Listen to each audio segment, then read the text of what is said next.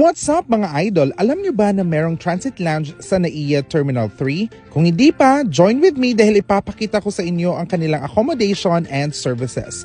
Kung malayo pa ang inyong next flight mga idol, pwede kayong magpahinga dito for 7.5 hours. So kaharap lang ito ng McDonald's sa level 4 ng NAIA Terminal 3. At ito yung aming napili kasi wala na yung available na different accommodation pagdating namin. So itong chair na nare-recline. So para na din siyang bed mga idol at meron ding air condition kasama na yung unan at meron din yang blanket na kasama. So sa isang lounge o sa isang room na ito, meron siyang 5 chairs. So since 4 kami, parang nasolo din namin yung room na ito.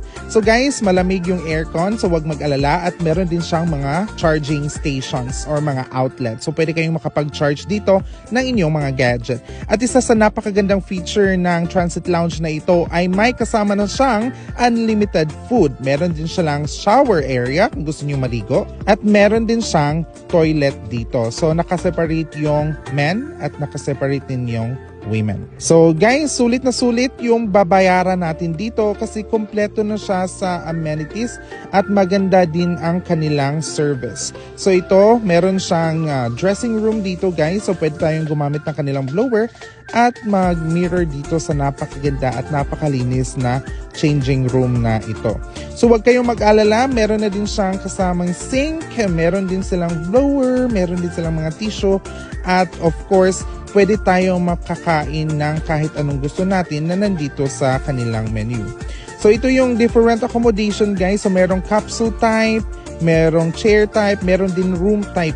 So ito yung mga pagkain na siniserve nila, napakasarap at unlimited yan guys, no? So for one time only na unlimited na pagkuha dyan sa mga pagkain. So merong fruits, merong rice, meron din snacks. So ayan, pwede kayong pumili ng kahit anong gusto ninyo. Unlimited yan guys for one time pass only. So kung natapos na kayong kumain, hindi na kayo pwedeng makakaulit yan. Pero meron din silang option na unlimited na pwede kang kumain ngayon, kakain ka mamaya. Meron din silang drinks.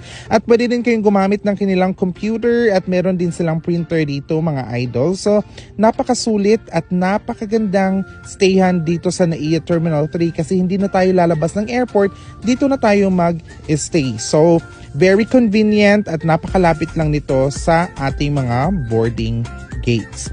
So ayan, kumakain na kami and after that, nag-prepare at nagsimula na kaming pumunta sa aming boarding gate para sa aming next flight. Thank you so much for watching everyone and have a wonderful day!